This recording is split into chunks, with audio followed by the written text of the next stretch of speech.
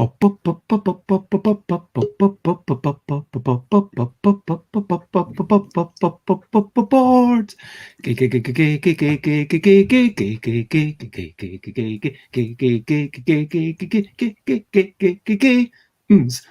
games, board games, that's what we're talking about. Board games, board games, I'm not gonna shout. I am starting off this morning with a little bit of singing. And over to this side of me is the person known as LolV. LolV is living in the country known as France. LolV can currently be seen doing good things. Board games, that's what we're talking about. Board games, I'm not gonna shout. Hey! Yay! Good morning, and Will Cook says Guten Morgen, and are excited to see you singing and dancing along. It's lovely to have you just in time. Yes. I was a bit concerned that you weren't going I'm to sorry. make it. I'm sorry, I was updating my navigator and was like, oh my god, Bess must think I have forget about the meeting, but I did not. I was like, okay, faster, computer, faster. It's all good. It's lovely to see you. And you are LolV. We met through Laura Wood, through LARP. Yes. You're my mentor, and I'm going to get back into that. I finally finished sending the cat stickers. Oh my god, it was so much more work than I realized. I had to cut out literally 4,800 stickers and pack them. Sticker. Yeah, it was actually, while I'm doing it, it's fine. But it's just like all the things at the time. But now it's like all done. Now I can focus on other things like categorical and making the D&D therapy. But you have made your own LARPs. You're an expert in LARP. You're an expert in showcasing stuff. I'm not an expert in anything, but I do those things. Yes. Okay, you're a relative expert compared to me, and probably compared to Will Cook, because you don't know Will Cook, but I know Will Cook personally. We have played games together. Hi, Will Cook again. And thank you for the comments about the cat stickers. And LolV, your ones are on the way. But anyway, so you are a relative expert in LARP. You are a relative expert in ludothèques and in board games in France. And so these are things that we are going to talk about. Yeah. So ludothèque is what we are going to talk about. Oh, it's going to be so much fun. I can already see it. Awesome. And just to say, I am Bez. This is approximately breakfast time. And so it's the Busy Breakfast Board Game Blether. LolV, that's how you spelled her name. If you are enjoying this, please comment, share, give it a thumb like, follow. I now have 40 followers on Twitch. I know it's like sort of not the nice thing, but when I reach 50 and I reach 3 average things, which might, fingers crossed, happen in the next 3 weeks, then I can start making people VIP and I start having fake money. So fake money doesn't really actually do anything, but you can buy stuff with it. And yeah. Oh, and Will Cook does say that they are on board for their ludothèque here in Leipzig. And so they have a very, and they totally want best points. And yeah. So, whoops, let me pop that up. As you can see, LolV works as a social worker in a non-profits association that focuses on learning through play. They use LARPs and ARPs to put mental illness, community, and LGBTQIA plus issues in the spotlight, and questions, as always, all respectful questions are welcome. But first, we have the regular features. Are you ready for this? I don't know. You tell me. Oh yeah, brilliant things. Brilliant things. Here's a little thing that is brilliant. Okay, do you want to nominate a brilliant thing? Because this is the time when I normally look around and I spend 10 minutes looking at something, whether it's the ceiling or the walls or the rain or glasses or spectacles. We've already talked about all these things, so you can't pick those things. What if you have something else that we can talk about? I have like I didn't succeed in putting opinion on me, but I have like this little brilliant thing. Ooh, badges. Yeah. I mean, I've got to admit, I don't like badges because they make a hole in your clothes unless you have like a lanyard or something to put them on. I never. And so it's the brilliant thing there. Is the brilliant thing the fact that it's a badge and you can express your individuality through a badge, or is the brilliant thing the fact that you're telling other people your pronoun? Both. I like badges because I have a lot. I gathered a lot of badges this past year, either because people gave them to me as gift or because I just gathered them in convention or stuff like that.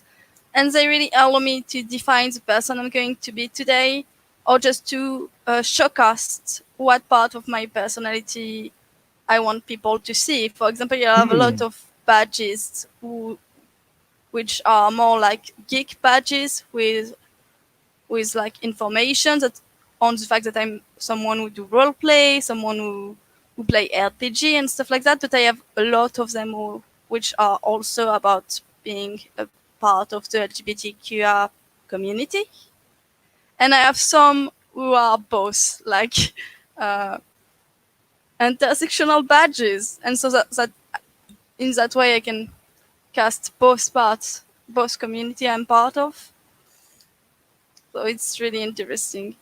And I can like just harmonize with my outfit during the day, and I just like that. Yeah, and kind of, I guess it's kind of an extension of saying, okay, I'm going to broadcast. I mean, yes, I always wear some amounts of red normally.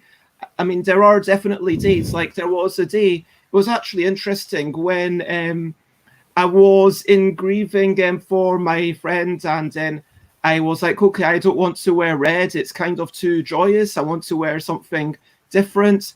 And I think the darkest things I had were something denim skirts and like just, everything else was black tights, black top. And then I went to the funeral and there were so many people actually dressed up in red, which was like, oh, wow. But for me, it still worked because it was kind of saying, okay, I'm making a difference. Do you know what I mean? Stepping out, kind of out of respect. Oh, we've got a quick question for Will Cook. LolV's pronoun, I believe, are they? Yeah, I use they, them right now. In France, it's a little bit more complicated. People don't use my chosen pronoun, so I actually downright ask people to not use she, her anymore and use he, him, because I knew they weren't going to use yell, which is the equivalent of they, them in France, because it's a neon pronoun and people don't know how to use it. So I kind of give up on it. Not like, okay, just use he. So, but in English speaking context, I rather people use they, them, because this is how I identify with. So for in French, just to touch upon this very quickly. Yes. So yell is a neo word, kind of like something that's been invented similar to Z and Zer. Yes. And in French, I could say LolV, yelle, a. And then it's like, do I say a or un? Like I was about to say. Yeah, we got this problem. Yeah, what do I do there? It's impossible. For example, either people use, for example, LolV is feminine ending of the word, masculine ending of the word. So they use both ending, but then they make like a pause between the ending of the word. Or they use either they use the feminine ending or the masculine ending. Because so for a lot of feminist people who are like engaged in the feminist point of view, on the feminist activism, rather use always feminine end of word to showcase the place of women. Like it's an activist point of view in that case. And so in the word LolV is an artist, if we translate that into French, or if I say LolV, they are an artist, okay. If I say the word they are an artist in French, there's no genderless, but also the word a for a or an artist, that is gendered, and artiste. So I could say LolV, il est un artiste, or I could say LolV, elle est une artiste, or I could say LolV, elle est une artiste. But there's and it's the same in, I believe, Will Cook can correct me, it's very similar in German as well as many other languages. But I do like, just for the record, in 4C, there is no pronoun. So I would say unic artist hast. I think we actually just used the word artist. Unic artiste. So it's just, there is no she or he in the language of 4C, which is very interesting, because in Iran it's an incredibly gendered society, but yet we have no she or he. So that suggests that it's not just, although the language can push into action when you've got very religious people at the top with very sexual, very sexed and gendered rules on what society should and shouldn't do, that's going to override anything. And my understanding is that it was a lot more equal when the Shah was in power. But maybe it's a little bit too early in the show to get too deep into that. So let's talk about recent highlights. Recent highlights. Listening to music and seeing the sights. Recent highlights. Okay. So, recent highlights. What are your recent highlights? In the comments, tell us what are your recent highlights. I'm going to go first so LolV has some time to think. I had such a wonderful day today. I think I had like a proper day off. Like I did start with my live stream as always. I live streamed a kind of board game design 101, and I think at least 2 people enjoyed it, which is awesome. Yeah. I saw you yesterday, Alan Alton and Aquasulus. It's good to see you again. And yeah, hopefully someone will get some benefit from it down in the future, and that might be a regular thing. I might, as I said, do a little bit more preparation, tiny bit more. I don't want to make it a big deal, do you know what I mean? I don't want to end up preparing for an hour, but yeah, doing like 15 minutes just to write some notes up so I can pop them up. I felt it works well as an experiment. Let me know, give me feedback on that. Then I had Chris and McCall. These are the only people like right now in the bubble, or had them over for Pandemic Legacy Season 2, and we played the prologue again. We played it the 4th time. Oh my god, it's so much fun. I'm going to put some photos up on Twitter. And we played with the 4 characters that we believe are the best now. We've kind of played 2 games with the worst 4 characters, and we're like changing it all. And so we were going around, and there's so much note keeping. Genuinely, in Pandemic Legacy Season 2, I think that if you want to win, you do have to do a lot of note keeping, which some people will be happy with and some people will enjoy. Some people are going to be against that. But I'm quite down with it. I'm quite down with mathematically working out what is the probability of this coming up versus this coming up, trying to optimize those moves, and going around sending medical supplies around the world and saving the earth. It was so much fun. And then we played photosynthesis with me and George, 2-player. I'd not played that before. It continues to be oh my god, I just realized that I'm talking about recent games played. I shouldn't have technically been talking about that, but I'm just going to cheat games we've been playing. I did really enjoy photosynthesis with George. I think that this is my 3rd favorite Perfect Information strategic game, 2-player. It's just so good. And then yeah, George made us mac and cheese, and I did a good bit Oh. of exercise, and so now I can slap my thighs very well whilst I'm hula hooping. So literally, whilst I'm hula hooping, I stand up and then I slap my thighs. So then I slap that thigh, and then I slap that thigh, and then I have the hula hoop spinning the other way around, and then I did that. It's like a real cardio exercise. And so yeah, did that, and then George showed me some exercises with the weights. George is a lot stronger than me, so they are literally a pro wrestler. No word of a lie. But yeah, it was just such a good day. So let's intermingle it all. LolV, in any order you want. Yay. What is your recent highlights and games?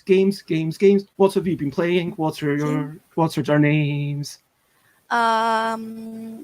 So my recent highlight, I was really satisfied yesterday that I have mostly written my own LARP game for both the Minneapolis Magazine Festival and the Smoke. So I hope we'll be playing it at Smoke, even if it has been first selected for the Minneapolis Magazine Festival.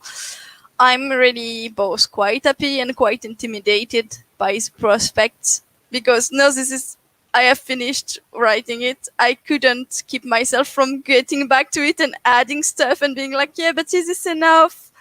And at some point I decided I need to stop. I need to put it to rest and just be like, okay, we are going to test it next week. It's going to be okay. And stuff like that. That was my really biggest Tell us highlight. a little bit about this LARP. What kind of LARP is it? It's what we call chamber LARP. That means we play in only one room, and we mostly rely on everybody's imagination to create things together. We do black box scene in the LARP to put on a setting, so that can change, because this allows literally everything to happen during the LARP. And this is a LARP that invites the player to journey into their memories or into their potential future or into their dreams and showcase those narratives to the other player / characters. And it's a LARP about a peer group of gender queer people who are trying to get back their own life, their own body, their own narrative, but they don't know how to do it, so they have signed up for that peer group in the city, because maybe why not, why not? And the player will determine in game during a workshop the exact reason to join the group. And so it follows them during 3 arcs. One is the first one is questioning: am I really the person I believe I am? Is this my real identity? Can I really be that? And stuff like that. The second is self-doubt. They have been accepted by the rest of the group, but they are still doubting themselves. When you are a queer person, you spend half your time battling yourself, the second half of the time battling the world. So you are like, is this just a phase? Am I legitimate? Can I really broadcast my identity that way? Am I appropriating stuff? So this is the second part. It's not only about the identity; it can be about other things. But the quest for identity and self-acceptance, self-love is really part of the game. And the last arc is called acceptance, and it's the arc that serves as a closure. The characters are invited to showcase and eventually show their future, and all they are going to live beautiful, fulfilling life that are going to be, of course, full of struggling, because life is hard, but not necessarily miserable. And it's a lab that also have for mechanics the constriction of tattoos, because tattoo and body mod in general are a big way to reclaim one's body, one body. And it's also really, it has been used in alternative communities, such as the LGBTQIA community, as a mean of empowerment. So yeah, I wanted to write on that too, because I'm a big fan of tattoo too. Like I have one there, another there. I have two on my legs that I can show, and I am going to keep getting tattoos because it's really helped me feel better in my own body. So there's that, and the game is called True Colors, just like Cyndi Lauper's song True Colors. And yeah, it does, as Andrew January says, and hello to everyone in the comments. Yeah, it does sound really good. And just to quickly shout out to, yeah, just before we leave that subject, yeah, that does sound really awesome. I think we should come back to it at a later point, and maybe,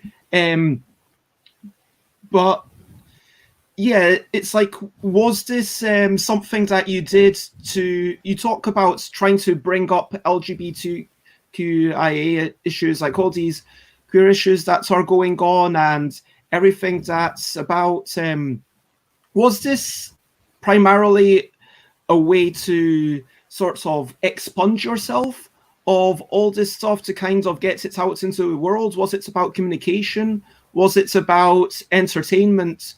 Or was it about, okay, I need to get this into the world? I mean, what was your primary motivator for making this game?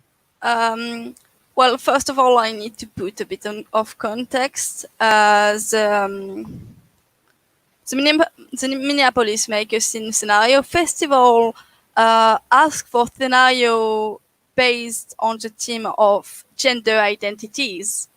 And the first game I write, the first draft I write when I was in London, my first idea was a gruesome game, very sad one when you travel in your ancestor life and you see that they didn't really have the choice to express themselves, or they wanted, or they had problem because colonization and stuff like that. It was really sad. And I get back home and I was looking into the game I have already written, and I realized, looking at those games, every time I wanted to say something that was, it's going to get better. And I decided like months ago that I was going to write game, and if I was going to write anything about the LGBT community, I wasn't going to focus solely on we are suffering and the world is a bad place for us, which is true. I mean, there is a lot of struggle in being different in a world that see norm as something that is good and right. I mean, when you take it to the base, the word queer mean bizarre and pervert and bend, not right, not straight, you know. Does it? Okay. Yeah, queer, you know. Yeah, I'm just it's looking a slur. it up. Yeah, it mean bend, it mean not straight, you know, like in a bizarre, weird way, in a. So yeah, and I thought, okay, you know, I want to write a game that is about mainly gender queer people and trans people, that is saying there is a way we can be ourselves and there is a way we can be happy, and I wanted to focus on that because we have all shared of game about us dying and being sad, and there is truth into that when you look at the community, but I didn't want to focus on that. And so not to take away from what you've said, just looking it up, so I think that's it. The new definition has replaced the old definition, at least in Collins English Dictionary, but we do still have this slang, worthless or counterfeit, and this one, odd or unbalanced mentally. And even, yeah, there's a lot of sometimes offensive. And whilst these words can be reclaimed, it's a really difficult thing. But yeah, it sounds like an awesome thing. And I hope it works. My other Yeah. headlight is I do a lot of roller skating, and I love that. Awesome. So did you Yeah. get to do roller skating yesterday? Yes, for 1 hour and a half. Amazing. I love that so much. I do it several times a week because it's so refreshing, and I do it late at night so there's no one in the street. Oh, And I do just you literally just go in the middle of the roads like a bicycle? yes, sometime Wow. when there is no one. But I also spend some time on the sidewalk since there is Hmm. no people walking either because it's the middle of the night. That does sound awesome. And going to everyone else's recent highlights, Aquisolus, thank you. You're looking forward to Board Game Design 101, 102. So, yeah, Aquisolus made a really nice aubergine lasagna. Yay. That Hello. must have been yummy. Yeah, I mean, aubergines, the cheese sauce sounds And hello, Nick. It's lovely to see you. And Alan's been doing some more 3D printing of miniature robots because they got to 3D printer. The killing robot. The killer robot. And yeah, so that is that. And so going forward to games. Have you been playing games? What are their names? Have you been playing games? Yes. Okay. I've been playing Terraforming Mars. Oh, which very I popular told choice. You. Yes. I really love that game, and I am allowed to borrow game from my Ludothèque or board game library, so I can borrow whatever I wanted, and I borrowed Terraforming Mars. I played a game with my fiance, and I won. Yeah. First time I won a Terraforming Mars game because most of the time I play with people who are far more experienced than I am, either at board game or at Terraforming Mars. So I'm like, hey, I did a forest. And like, okay, I'm sending a meteorite on your forest. You are dying and you have no resources whatsoever. I'm like, but it's only the third tour of the game. Why are you so mean? So this time it was a bit different. And I also looking forward to playing it on a solo campaign. You can do it like you had to terraform Mars in less than 33 generation, which is still a bit of a... So there's a solo mode in the box? Yes. You basically you do pretty much the same. There is like few differences, but you have to terraform Mars in less than 33 generation. 63 generation, and it can be challenging because you are all alone to do all the construction, all the terraforming. So you are not competing for terraforming anymore. You are by yourself, being like, okay, I need to dig a pit and do that stuff. And maybe one day, if you meet Will Cook at a convention in the UK or Germany, then you can play Terraforming Mars together. Yeah, I'm sorry for you, Will Cook. I already talked about my games, Pandemic Legacy Season 2, still just a prologue. We've not started the actual campaign yet. Photosynthesis, I absolutely love. Will Cook has managed to play Santa Maria, Roll to the Top, Second Chance, Carcassonne, XXXXXXL. What's his Carcassonne? XXXXXXL. And the Sherlock Holmes game. Do you mean Consulting Detective? But yeah, Alan Outson's up for playing Terraforming Mars. So maybe you two can get together, Alan and Will Cook, and play some Terraforming Mars. So,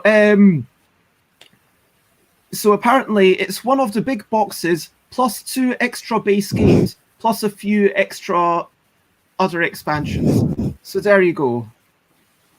I've never been a fan of of Carcassonne myself, and I live 1 hour ago of the real Carcassonne city. How do you feel about Carcassonne, the city? It's really nice. Okay, so you're a fan of Carcassonne, the place.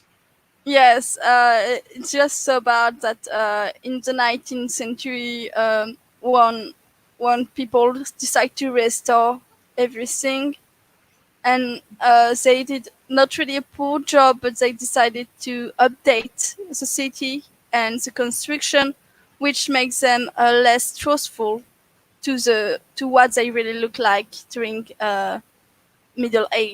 medieval time. So it's a bit it's so bad, yeah, it's a poor job, and I've been an archaeologist, so I'm like, yeah, no, this is not how you should do the thing. I was yeah, there's lots of interesting stuff. There's an episode about archaeology on, shout out to the podcast, I don't know if you know this, 99% Invisible, where they talk about, I don't know it. So 99% Invisible is all about design of everyday things, and they have an episode, they are very short episodes, maybe 20 minutes, and one of them is all about this city that they recreated from the photos, but they basically they recreated it, but it's actually sort of like a Disneyland version of this city that never actually existed, if you know what I mean. Yeah, and exactly. It's such a crazy thing. But I was thinking about going to Carcassonne this year. I ended up spending a lot of time in Avignon instead. Avignon is a wonderful place, and I did get to go to the extremes of the bridge, and I spent a long time on it. Although I am a little bit scared of the edges, I kind of crawled over out. I'm like that scared that I wasn't like properly walking over to the edge of the bridge. But yeah, it was really good kind of seeing it. And maybe next year I will join you in Carcassonne. That would be lovely. Yeah, that would be lovely. There is a lot of Fingers nice crossed. things to see around. Yeah, something that could interest you. One of my family friend work in a mill, an actual mill that produce paper. A paper Wow. mill, and it's incredible. So for you who also draw and is a proficient artist, you could like have the opportunity to work on paper that come from a mill. Like, this is the way paper used to be done. And it's a really high quality paper. One of my friend is a calligrapher. Like he do a lot of cool. Yeah, and he work on that paper specifically. And it's really interesting. Anyway, there is a lot, like, it's really rich around Carcassonne. There is a lot of things to see and do. And Nick gives a couple of shouts out to 99% Invisible, things that might be of interest to you, LolV. I have taken notes in my head. I can also grab. I'm going to now move on to the next section, which is quick, questionable questions. Did you have breakfast? Not yet. And it's what was the last thing you ate? Vegan ice cream. Ooh, was that for dinner? Yes, as a dessert. Okay, what was your dinner? Oh my god. I didn't really wanted to have dinner yesterday, so I had like my roommate made a smoothie. But so just to let you know, you are allowed to say pass if any of these questions are stressing you out. It's people are going to think I'm an horrible person who don't take care of themselves, but I was quite okay eating like that. I ate a smoothie, which was really refreshing, and a little sandwich of peanut butter. I wasn't really hungry last night, so I was like, no, just nice thing. It's all good. Yes. No pressure, no judgments here. Thank you. Iced coffee or hot tea? That's so difficult to answer. Hot tea. Hot tea. Because okay. I'm not allowed to eat that much coffee, and tea is really part of my routine. I love tea so much. Tea is one of my specific interests. I love tea. What is your favorite tea? What's the last tea you had?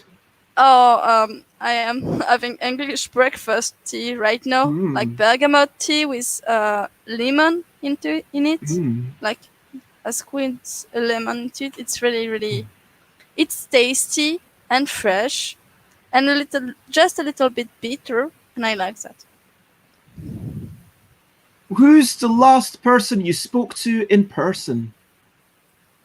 My roommate, one of my roommates yesterday. What's the best thing to eat or drink whilst you're playing games?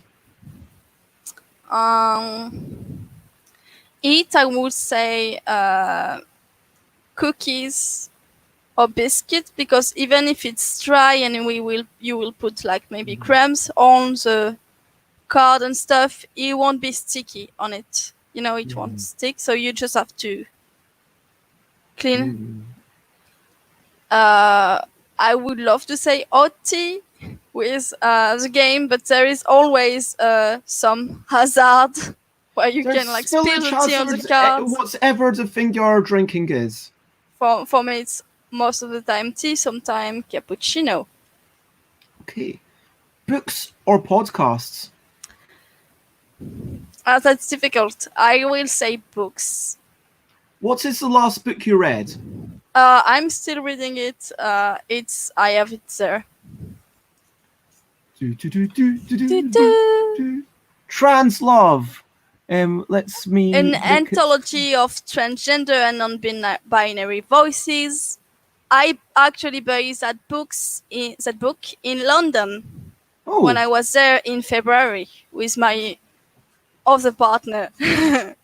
Where I live, before we knew each other. Yes, before we knew each other. But I already knew Laura back then. Laura is cool. Yes. So what is a typical day for you in as much or as little detail as you...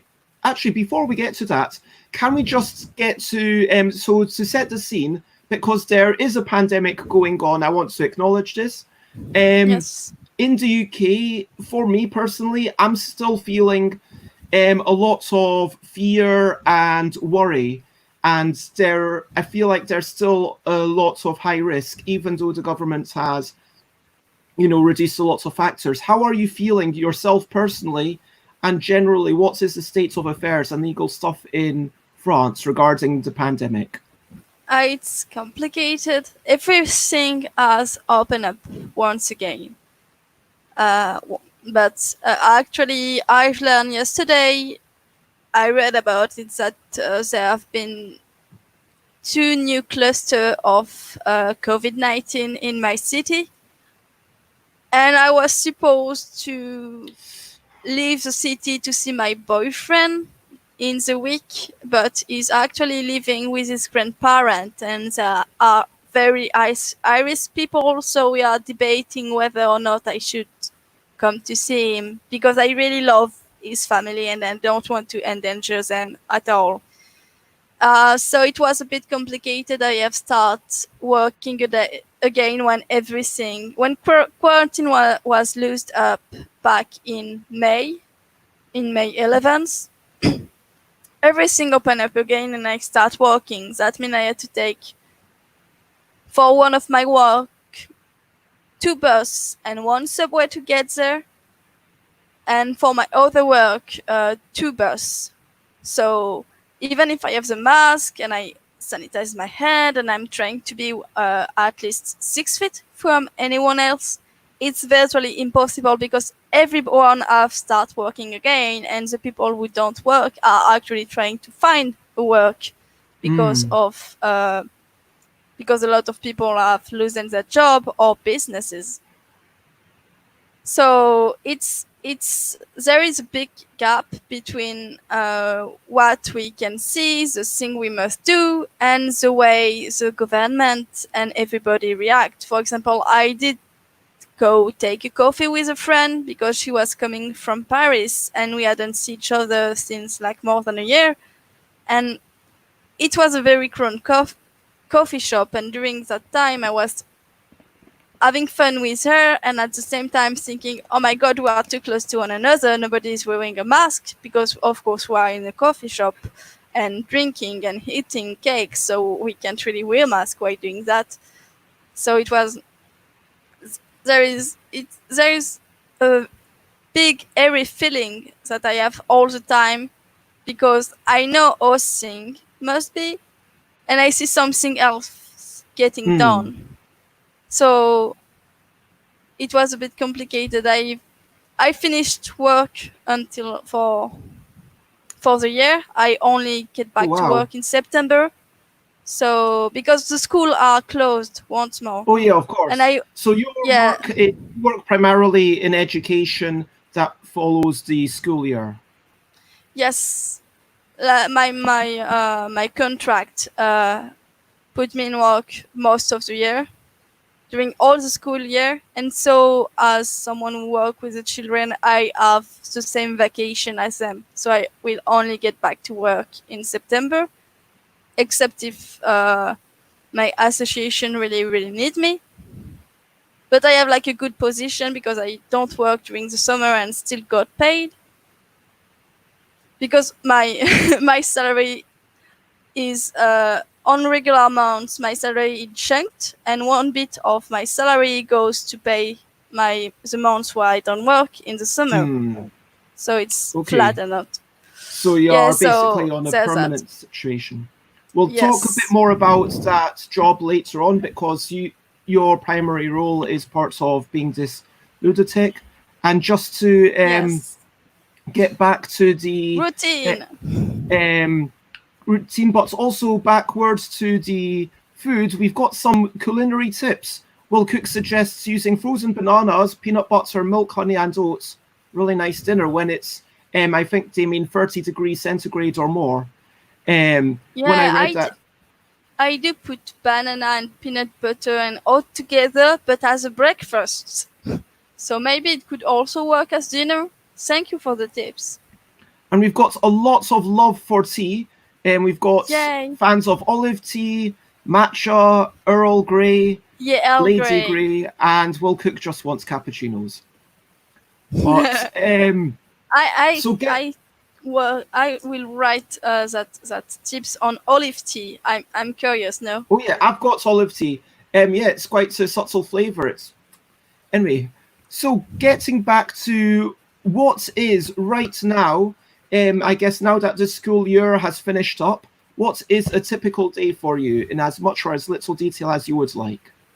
Yeah, before it was I had difficulties to sleep because I was in a lot of pain because of my chronic illness. But I finally had the good treatment, the good medication for 2 months.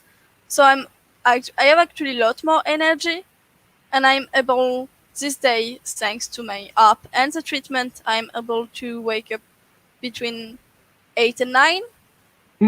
So I wake up. I check if anybody has sent me a message, like if I have something to do today.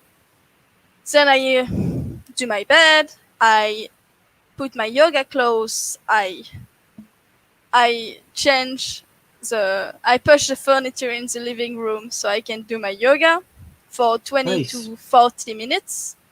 Then I put back the furniture. If my roommate have come by, I said hello to them. We have a bit of a conversation. I eat my breakfast. I take a shower. I get in my clothes. And depending of what I have to do, this day I'm like, okay, I have a lot to do. I need to rearrange my room. Know that lockdown is officially over and the school year is officially over. I need to sort out all my clothes, what is I am going to keep, what I am going to donate. I need to store the winter clothes somewhere else because they are taking a lot of room, but it's super hot here, so I don't need to have my big sweater. So they're all going into boxes, I guess. Yes, boxes or bag. So this day it's going to be sorting stuff and creativity. So I'm going to allow several hours of the day to write or to draw. Like I have 2 months where I'm probably not going to travel a lot because of the situation. So I think I'm going to focus to working on my project. I have a lot of project to catch up, and just expand my creativity, discover all the way I can be creative. So in the day, it means that like around either 1 p.m. or 2 p.m. I'm going to have some kind of lunch. Then maybe around like very late at night, either 9 or 10, I'm going to, oh, thank you. I'm going to have dinner. And in between, I'm going to talk with people and draw and write and read and maybe watch several animes. And drink a lot of tea. Like, tea is absolutely Yay part for of my tea. routine. Like, And as an autistic person, if you say to me that there is no tea somewhere, I can understand it. But if I expect that there will be tea and then I am not given any tea, I will do a meltdown. Like, tea is really really important to me. This is really something that keep me together in so many ways. well, if you ever make it over here, like I don't expect this to be in 2020, but if you're in London and if you know things are safe in 2021 and you visit, I promise there will be at least 2 choices. At least 2. Yeah, I can't promise thank a you. specific number of choices, and I can't promise anything specific, but there will be some kinds of tea. It might not This be is enough. breakfast tea, but currently so I'm not promising that any of this will remain, but currently we have peppermint tea, green tea, jasmine tea. I have some secret tea that I don't share with the rest of the house. I have my olive tea. I have my cinnamon tea, and someone else just buys breakfast tea. I never. And Will Cook has a drawer full of different teas just for guests. That's what's a good host. That's so nice. That's so nice. So back to the questions. What is the last physical game that you played? Was it Terraforming Mars? I think so. Does video game count? Or is that no physical game? Physical game. It was Terraforming Mars, yes. What was the last video game you played? I played a game by Cleo Suyan Davis, which is called The Fog Knows Your Name. I love that game so much. I could talk about it during hour. I'm pretty sure Cleo are aware that I'm a big fan of the game. It's an amazing game. Just this is something that I just found on this. Yes, I think this is the one. This is the one. This is some sort of trailer of the game.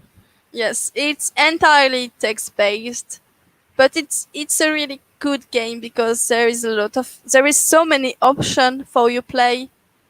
Whether it is like simply the base of your character, like who are you? There is so many options, and even later in the game, the way you behave with other characters, the choice you take, there is so many routes available. It's just blow my mind. And also, this is the first game I see where I'm confronted with someone asking me in character, who am I attracted to?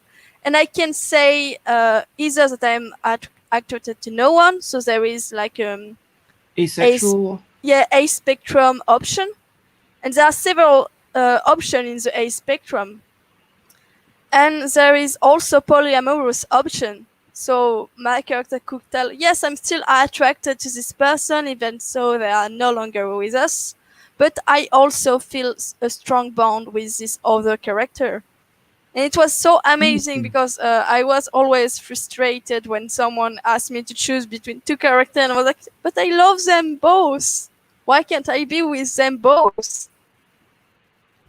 But this is me being like me. That's totally fair. And so, back to board games, Yes. like just traditional board games, where you choose a color. What is your favorite color to play? I match the color I play with the color I'm currently wearing, because that means I often have obsession for colors, so I'm going to wear the same color for several days. So if I'm wearing red, I will take the red. So today it would be black. Black, or maybe maybe red, because I also have a red trouser. So okay. It depends. Cards or cubes? Both. No, I think I like card game more. I'm not a big fan of draft either. It's really complicated, but I would say card. Okay. Do you prefer wooden meeples? Or sorry, I got in the way of your explanation. Go for it. No, go ahead. Wooden meeples or plastic figurine? Oh, this question is super hard. A wooden meeple. I like the feel of wood. I really like how it feels under my finger. As do I. When you're stacking games, do you put them vertically or horizontally? Yeah, I tend to. If I'm counting the game, I have them spread horizontally in front of me, and when I have finished counting one and ordering it and rearranging it, I put them in big pile. So yeah, vertically. Okay. Which art or rules? Can you repeat? I didn't hear that. Art, so the artwork, the graphic design, or the rules, the mechanics, the bits of text on the cards that are the rules of the game? Definitely art. And can you tell us quickly 3 board games you love? No explanation required. No explanation required. Wow. I'm thinking for a bit. Alan, you have new best friends forever basically every couple of days. Okay. I'm thinking so definitely Terraforming Mars is one of the game I love a lot. I love Sky. I love it a lot. I love Sky a lot. It's the board. You said no explanation, but I must say it. It's a board game that helped me reconcile myself with board game and love board games once again. So Terraforming Mars, I love Sky, and I love Settler of Catan. Settlers of Catan.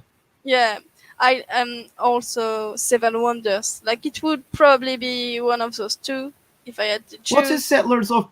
I mean, I guess Settlers of Catan is now just called Catan everywhere. But when it was called Settlers of Catan, what was it called in France? Out of curiosity. Les Colons de Catan. Les Colons de Catan. Yes. Okay. And do you have any favorite board game shops that are close to you? What is the situation like in your parts of the world, in your village? So, sorry, can you tell people where exactly you live? So I live in Toulouse. It's a big city. It's the first city for students. We have, I think we have 50,000 students here, a lot of them.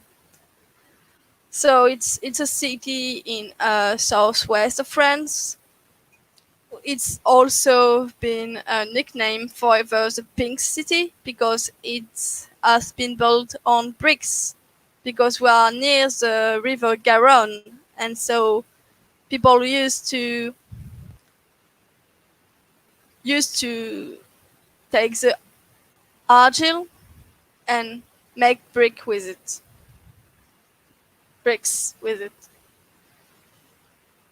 I've been living there for 20 years.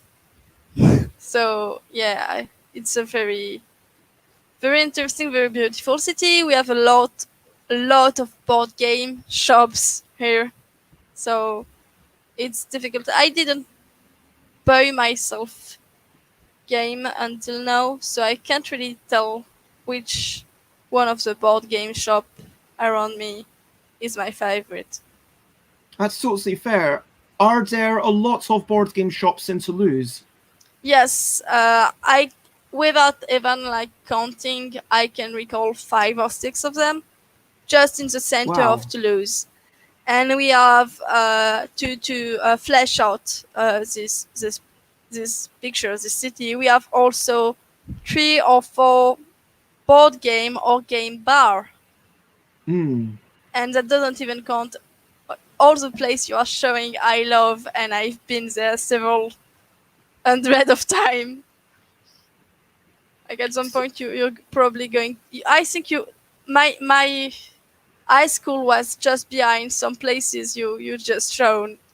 Wow. Like I used to go in high school just near those places. This is all the pictures, the open source stuff from Wikipedia, by the way, just for Yeah. anyone who's wondering. And this is apparently it's 500,000 people. So in London, which I believe is, I can't remember how many is it, like 2.5, something like 3 million people in London, depending on how exactly you count. We have, I think, only 3-4 board game shops, depending, and maybe 5 board game cafes. A lot more board game cafes here than board game shops. So let's talk about the. Sorry, this is the end of the quick questionable questions. Yay! So you, now we're just on to the main topic, which is LolV and LARP and LUDOTHEQUES. And I realise that we're basically already at 11 o'clock. I think if it's okay with you, like when exactly do you have to rush off? Do you have like quarter of an hour? I have nothing else until 6 p.m. Well, I promise. I have a lot of stuff to do, obviously, but we all have a lot of stuff to do. But I mean, I have no rush thing, nothing to rush to. Sorry. So we'll I slapped my microphone like no.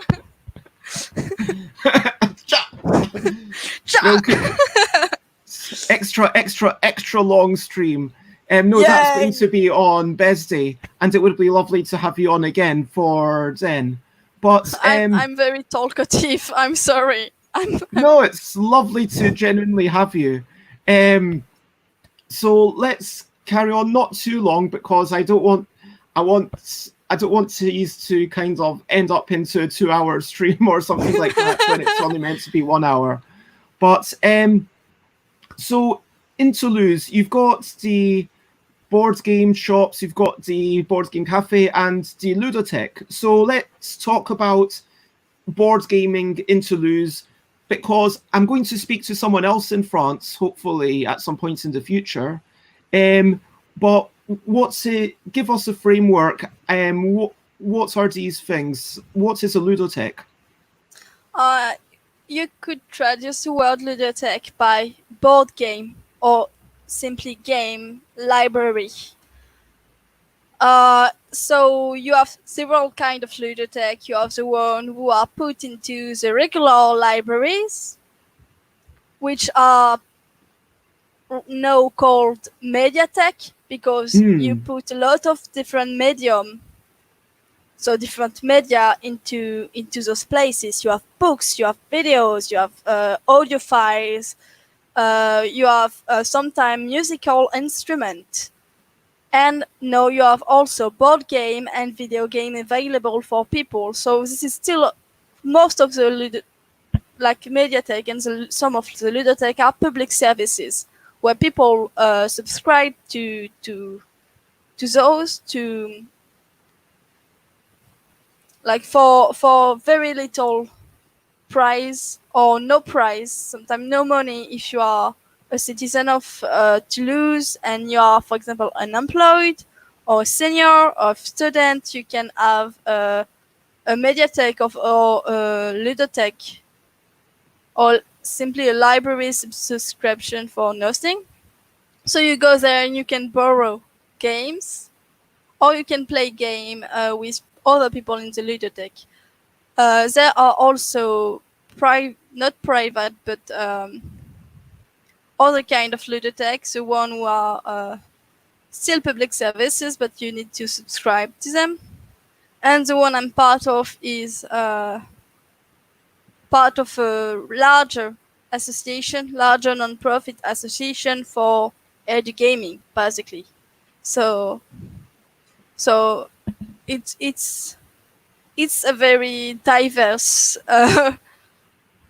It's a small word that encompass a diverse reality. Like right now, we have a French foundation for Ludothek, a French federation that give us a lot of guidance and a lot of rules about what is a Ludothek, what are the Ludotheker.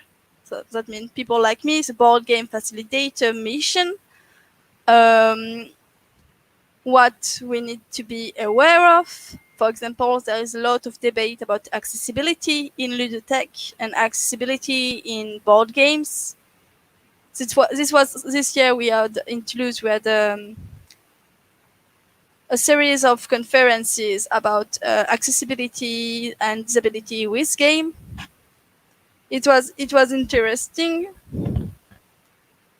I expected so much more of it because as someone living with a disability, I expect a lot of the state, but it was still interesting, and I think it helped raise a lot of taboo put on disability with game, and whether people with disability can or cannot play game. And the answer is, of course, they can play game, and we should encourage people with disability to play games. There are a lot of different game available because disabilities is a very large reality. So, yeah. I mean, it occurs to me that, like, in a world where there are all these games on offer, similar to a library where you can just go and presumably 99% of the games that you would actually want, not 99% of games, because as we both know, there's thousands of games released every year, and you're going to have like 0.1% of the games actually available to. But presumably, if someone's like, okay, I've heard of this great game, Terraforming Mars, or, oh, I've heard of the types of things that people would actually be asking for, 99% of those requests are going to be, yes, we have that game, you can borrow it. And in that world, then board game cafes are going to serve a very different need, because it does almost free up the board to one degree. Like the board game cafe, I guess they have to work a little bit harder. And maybe at the board game cafe, it becomes more about the catering, about the food, about the environments and the atmosphere. Would you say that my guess is correct?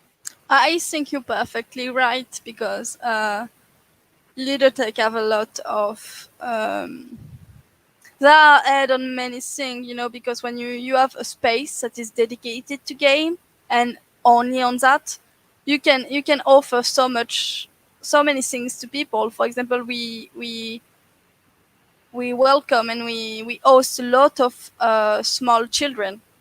So we have an offer of game for small children, but we have also video games for everybody from teenager to adults. But we have also games like Terraforming Mars, like Catan, like we have game for families, we have game for babies, and in board game coffee, you have to settle for a community that goes from old teenager to adult, but you have to cater for this kind of population while still offering game basic games such as Uno or Just One or stuff like that. So you have to It's actually take in really account warms a my lot of heart weight. that you kind of say basic games such as Uno, which I was expecting, and in Just One. And Just No, One, I they love have... Just One, but I feel like it's No, it warms it's. my heart. It Oh warms yes, my heart. I thought I was Because... hurting you. No, warm, as in it gives me lots of pleasure, because Yes. I agree that Uno is a fine game. Like, I have some issues with the fact that just the end game, it can get into the states where maybe it doesn't end when you think it will, and instead of being like a 5-10 minute game, it can become like a 20-30 minute game, which is quite annoying, to be honest. But I feel like the Spiel des Jahres, it's moved towards, really promoting games where originally, I think the first Spiel des Jahres was Hare and Tortoise, which is a lovely game, but it's very mathematical, lots of triangular numbers, okay, simple for kids to get to the end. But now we've got Just One, which I almost feel it should be here, but it's not. I don't know where my copy is. I thought it was like right beside me, but it's going to be somewhere else in my room. My room's just a bit messy. I've not played it in real life recently. I've only played it online with video camera, but it's just such a wonderful, intelligible experience, and it feels old. It feels like something that it's kind of similar to that, but it adds so much, and it's such... Anyway, this isn't us ranting about how wonderful Just One is, but yeah, that the ludothèques do have all these modern games and alongside, and I feel like I was going to make a proposition to you, because basically I've had a really good time chatting with you, and I think that people have continued to enjoy listening. And so potentially, I feel like there's a really deep conversation that we could have about ludothèques, and how, not just ludothèques, but how they can promote and, all these issues that you're talking about. And so can I invite you on to come on in maybe a couple of weeks or so? I would gladly answer that offer positively. Thank you very much for inviting me again. Awesome. I hope you the people watching you are not finding me too awkward, because I feel very awkward. I think that that's just the self-doubt that we all have within ourselves, and we've got awkward, not at all, and Aquilus is excited, and we've got... So in that case, before we get into the normal wrap-up bits, I would like to... I guess we can leave a little bit more about your actual job, because for next time we can really delve into that. But you talked about your job. You have two jobs.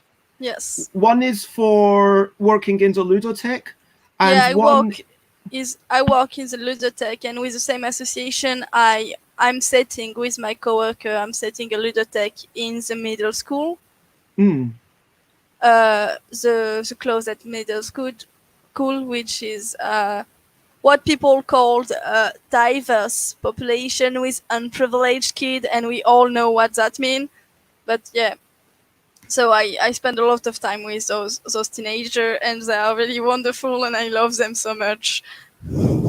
But presumably this ludothèque carries on over the summer, which is why I'm just a tiny bit confused that you say that you have a summer break. Yeah, can you just address that before we finish? Yeah, we have the situation is, this is an association that provides several services, and it has 2 ludothèques, and one ludothèque is opened by one of my coworkers, and my manager and I, we work in the second ludothèque. So in the summer, I'm not working, so I go poo, poo, poo, poo, poo, poo, poo, poo. No, not like that. And the other coworker goes in the first ludothèque with my manager, and they work together in the main ludothèque while I'm on summer doing whatever I'm doing on my vacation. I like that they're dancing. Da, da, da, da, da. Yes, especially now they're like, yes, we are all alone in an empty ludothèque because this is a summer and everybody is afraid of COVID-19. So, but yeah. So normally, would there be more people in the ludothèque? Yes, because normally we still welcome the under 5-year-old public, like the little children and the babies and the caregiver. But right now, this population is not welcome, is forbidden, because babies, they are very much at risk. Yes. Oh, and they touch everything, yes, of course. They touch everything and they put everything in their mouth, and also most of the thing we gave to the babies and the very little children to play with are plushies, sensories toy, that make noise and are soft to touch and do light, but they will put them in their mouth, they will put them on the floor, another will grab it.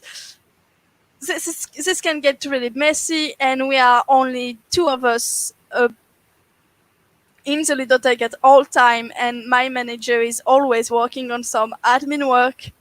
That would mean I would have to run behind babies, keeping them from playing with toys, and this is not funny for them. Also, the Ludothèque French Federation said that that is too much risk to keep costumes and textile and plushes in ludothèque during the COVID-19 situation. That means because these are things that will last many days on. Yes, so that means the little children will have very little to play with, and that is not fair to them.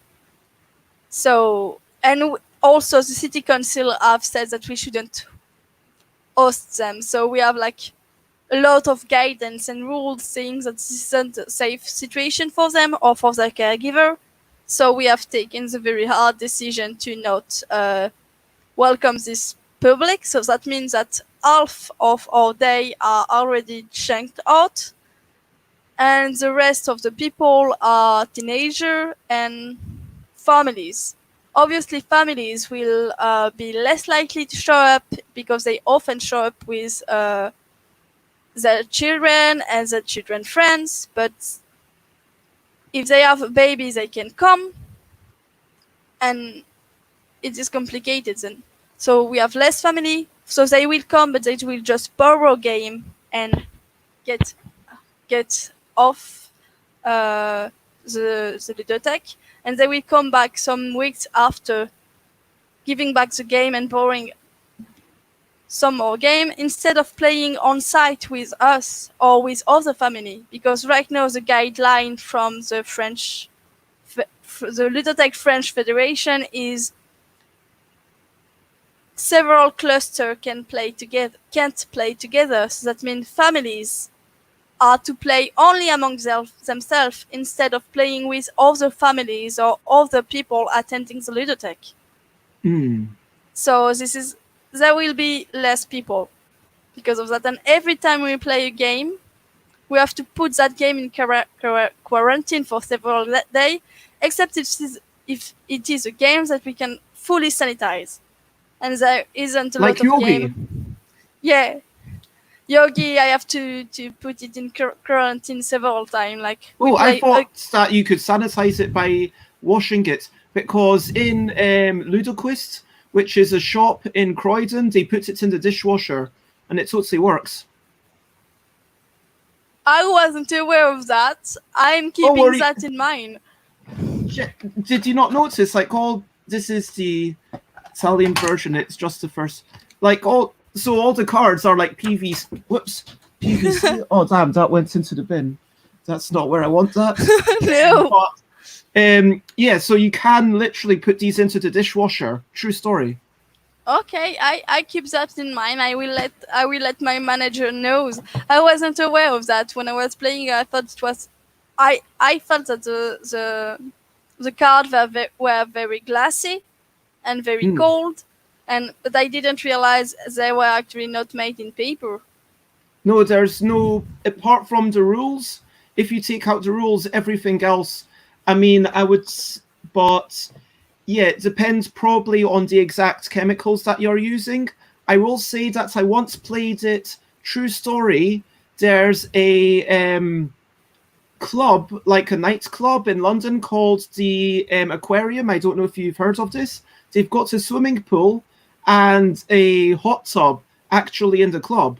So I went, so this is, so there's a thing called East London Strippers Collective.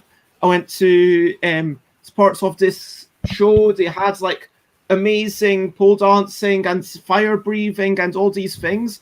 And like I got bought like a free drink for being the best dressed person, and I got a free drink just for someone who wanted to chat me up, which was nice.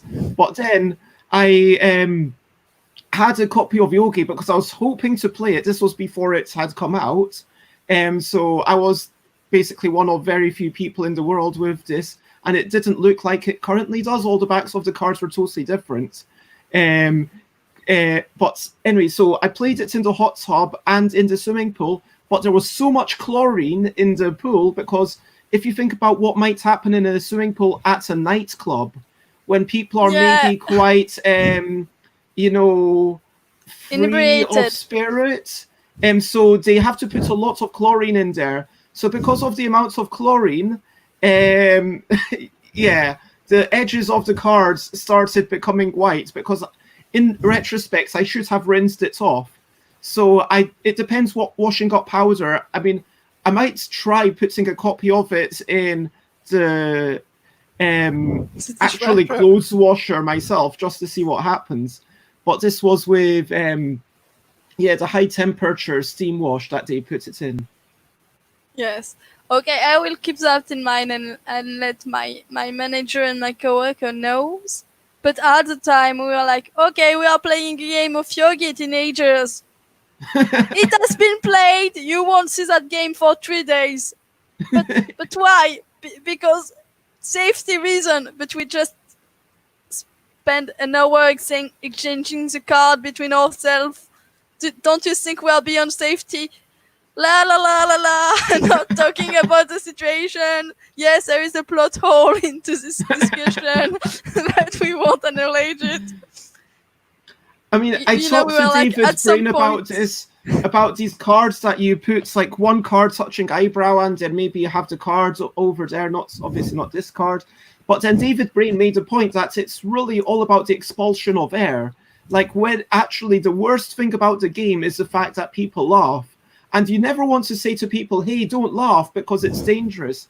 But that is the more dangerous thing than just the card being there. Yeah, but we play, to be fair, we played the game outside. And the guideline with the teenager was either you keep your mask on and you can be close to one another, or you are standing more than 6 feet apart and then you can shed off your mask. But it is one of the or the other. So it has been super lovely to chat with you. Yay. And I think I would like to, talk a lot more about these. I'm sure we could talk for many hours about all these things. In terms of looking forward, apart from me looking forward to talking with you, looking forward today, I'm going to see Chris and McCall again. Like I've got a weekly tradition. I go and see Chris and McCall every Monday. Honestly, like we see each other about 4 or 5 times a week, which that's nice. Like are in the bubble. I mean, feel like it's yeah, since we started doing that, and Monday night is kind of party games night, so I kind of check in with them and say, hey, is there something that you want? Like, and I pick a couple of games and are quite happy to try things. So I'm looking forward to that. And also, I am going to spend also a little bit of time doing some drawing. I am going to probably draw some letters and maybe do some work and try and finish the STUVWXY. If I can finish Z before Thursday, that will be amazing. And then I'm going to, on Wednesday, get Chris to help me make the first mock-up copy of the categorical deck, which I'm so excited for. Well, yeah, what are you looking forward to, LolV, and anyone in the comments? Tell me, what are you looking forward to doing in the next few days? Tonight I have like a poetry reading with nice. Some friends. The funny thing is I met those people because I was facilitating a LARP game online for them. So I was the organizer and the facilitator. But we bond so well during the game that they decided to put on a Discord server for us. And we keep on talking, and tonight we gather to read poetry nice. And poems. And I love poetry so much. It is another of my specific interests. So I'm really looking forward to it. And I guess I'm also looking forward to try my digital tablets, because one of my friends was selling their digital tablet, and I was like, okay, I could buy that. You are not selling it at a very high price, and you don't want it anymore, and I would like to try that. So yeah, everybody win. So I would like to try and see what does it do to my drawing? How do I appropriate the technique? I'm just looking forward to being creative in the game, in the day coming, and also trying the solo campaign of Terraforming Mars, the solo mode. I can't wait. That sounds like a fabulous bunch of things to look forward to. Yes. And Will Cook is looking forward to Wednesday when they have a citizenship exam and then an in real life ice cream date at their favorite spot to celebrate. Fingers crossed, hopefully passing. So yeah, I'm going to keep fingers crossed for you, Will Cook. And my daily hope / ambition, I guess talking about ambitions, well, I'm going to give a little bit of hope to Will Cook. Just hope that you pass your citizenship exam for Germany. That sounds like a really big deal.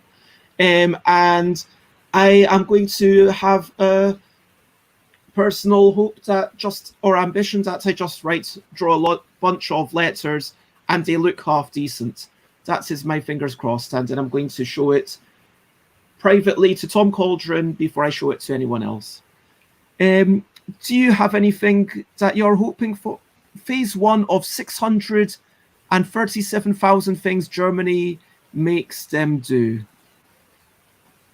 Do you have any hopes or any final words to everyone? I don't know. I hope I manage to be kind to everyone and be kind to myself today and the day after and the day after. This is like my ambition for the future, is to be kind to myself and to others. It's a wonderful thing to strive for.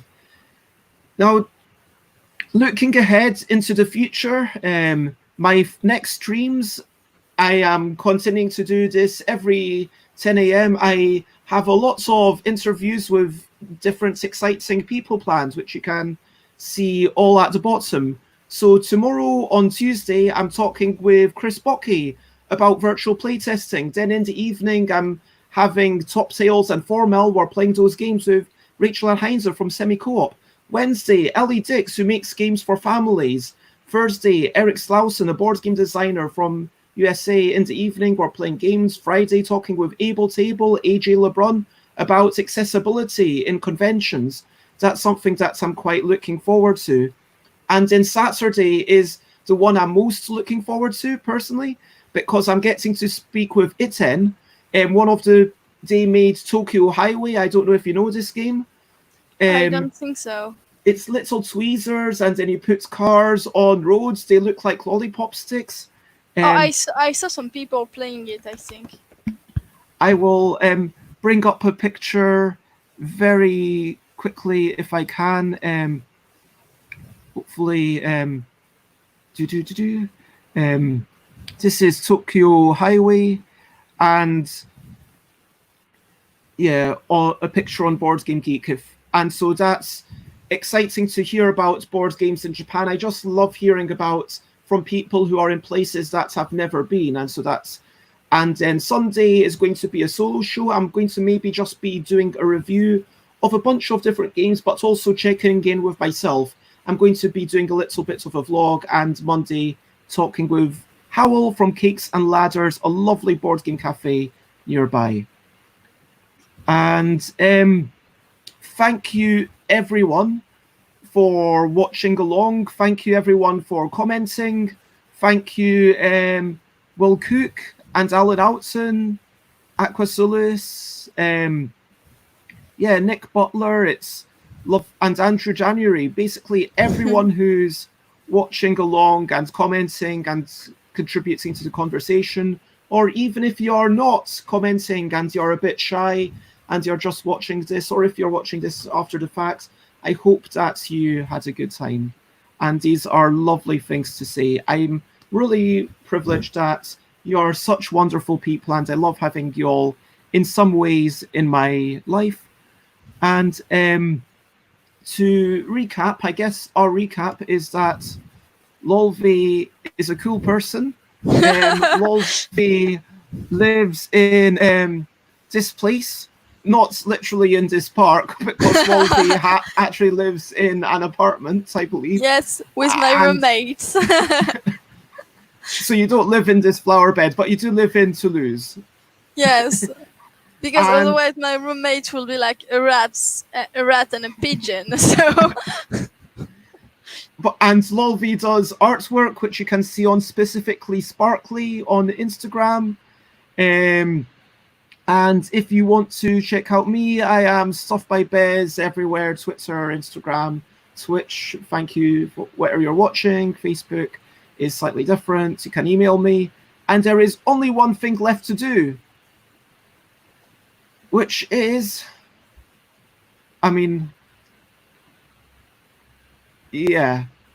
say bye, bye, bye, bye. This is a goodbye song. Bye, bye. Thank you for watching along. Bye, bye, bye, bye. This is the end of the show. Bye, bye, bye, bye. And now it's time to go. Bye, bye, bye, bye. This is a goodbye song. Bye, bye, bye, bye. Thank you for watching along. Bye, bye, bye, bye. This is the end of the show. Bye, bye, bye, bye. And now it's time to go. Have a great day, and bye-bye, everyone. Bye. I have a dimple, it hurt.